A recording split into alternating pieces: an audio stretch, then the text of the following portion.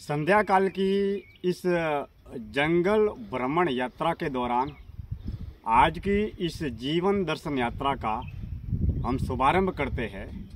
और आज का जो विषय है वो ये है कि जब हम नींद की अवस्था में होते हैं, यानी कि सर्वसाधारण सामान्य जीवन जीने वाला एक सांसारिक व्यक्ति तीन अवस्थाओं में बड़ी ही सहजता के साथ में अपने जीवन को जी सकता है।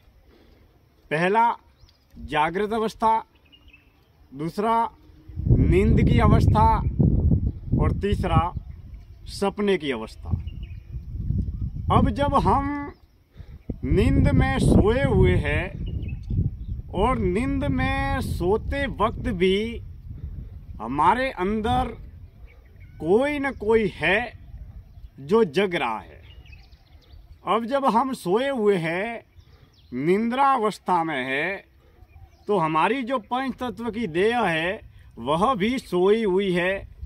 हमारा मन सोया हुआ है, हमारे विचार सोए हुए हैं, हमारी बुद्धि सोई हुई है, हमारा ज्ञान सोया हुआ है, हमारे मन मस्तिष्क दिल दिमाग से जो सोचने की प्रक्रिया है वो भी सोई हुई है। समझने की प्रक्रिया और कर्म करने की तमाम प्रक्रिया निद्रा अवस्था में सोई हुई है।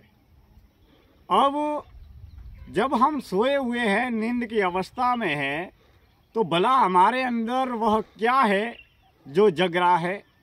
मान लीजिए मैं मेरे घर पर करीबन 4 घंटे या 5 घंटे नींद की अवस्था में एक अकेला सोया हुआ हूँ, और 4-5 घंटे के बाद में जब कोई व्यक्ति मुझे आकर ये पूछता है कि दिनेश्वर भाई आप क्या कर रहे थे, तो मैं कहूँगा कि मैं सोया हुआ था। अब जब मैं सोया हुआ था तो मेरा मन सोया हुआ था, मेरा शरीर सोया हुआ था, मेरी बुद्धि सोई हुई थी, मेरे विचार सोए हुए थे।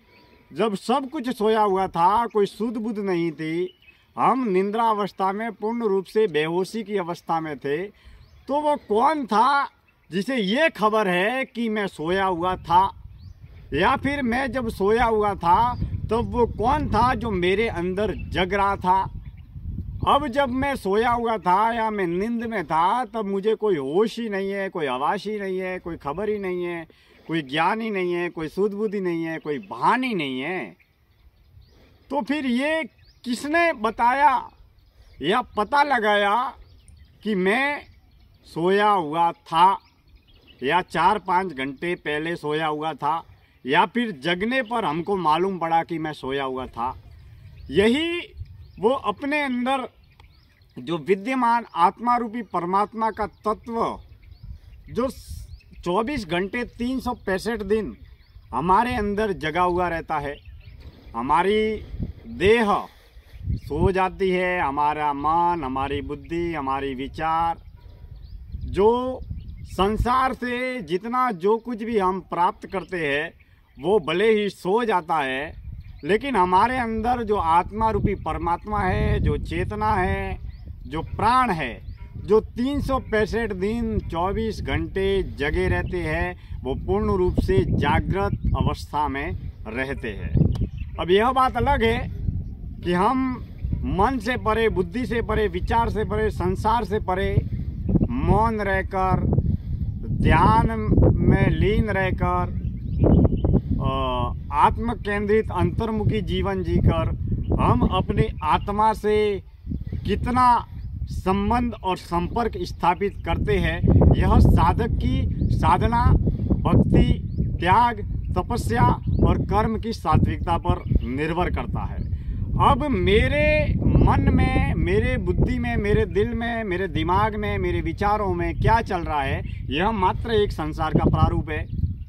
लेकिन जो अंदर बैठी हुई चेतना है, जो न तो सुख जानती है, न दुख जानती है, न पाप जानती है, न पुण्य जानती है, क्योंकि ताउम्र हम केवल विचार और विकारों का ही खेल खेलते रहते हैं।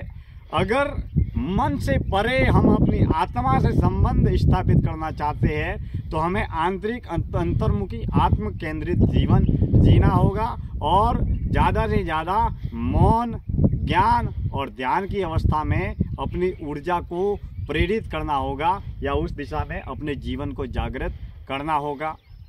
अब सामान्य सांसारिक अवस्था में हम मात्र जागृत अवस्था, जब हमारे पंच तत्व और पंच इंद्रिया जागृत होती है, जब हमारा शरीर कर्म करता है और जागृत अवस्था में हमारी पंच इंद्रिया सुचारू रूप से संचालित भी होती है और सक्रिय भी होती है। पांच कर्मेंद्रिया जो जागृत अवस्था में कार्य करती है और देह कर्म करता है, क्रिया करता है। और जागृत अवस्था में हम घर, परिवार, समाज, व्यापार, सारे सांसारिक कार्यों का संचालन करते हैं। इसके बाद में आती है निद्रा अवस्था। निद्रा अवस्था में जब हम सो जाते हैं तो एक तरीके से बहुत बड़े ज्ञानी, ध्यानी या बुद्धिमान लोग कहते हैं या संत शास्त्र कहते हैं कि नींद भी एक तरह की मौत की ही अवस्था है। जब निद्रा अवस्था में हमारी देह भी सो जाती है, मन, बुद्धि, विचार, विकार सब सो जाते हैं और उसके बाद में जब निद्रा अवस्था के अंदर ही हम सपने की अवस्था का आनंद ले सकते हैं। जैसे जिस तरीके से हम सपने में हाथी, घोड़ा, महल, बंगले सब कुछ देखते हैं, लेकिन जैसे ही हमारी नींद टूट जाती है तो सपना भी टूट जाता है। तो जिस तरीके से सपना टूटता है तो सपने, नींद के टूटने पर सपना टूट जाता है।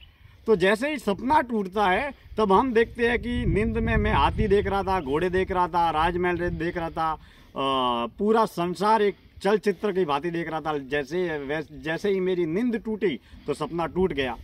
तो सपने की अवस्था में उपलब्ध होने के लिए नींद की अवस्था में रहना रहना बहुत अत्यंत आवश्यक है। ठीक उसी तरीके से ये संसार भी झूठा और एक नकली सपना है।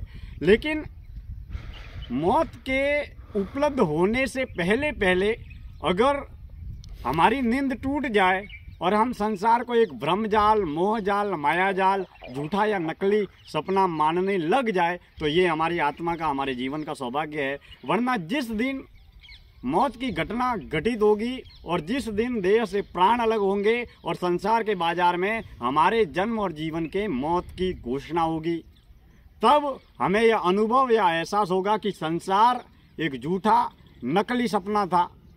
लेकिन मौत से पहले हम अपने जीवन को जितना जगाएंगे और जितना आत्म कल्याण की ओर अग्रसर होंगे उतना हम जीवन को आगे बढ़ा पाएंगे। दोस्तों, आज की इस जीवन दर्शन यात्रा का समापन करते हैं। हम फिलहाल राजस्थान मातृभूमि की धरती पर जंगलों में हैं और आज की जीवन दर्शन यात्रा का मैं समापन करता हूँ।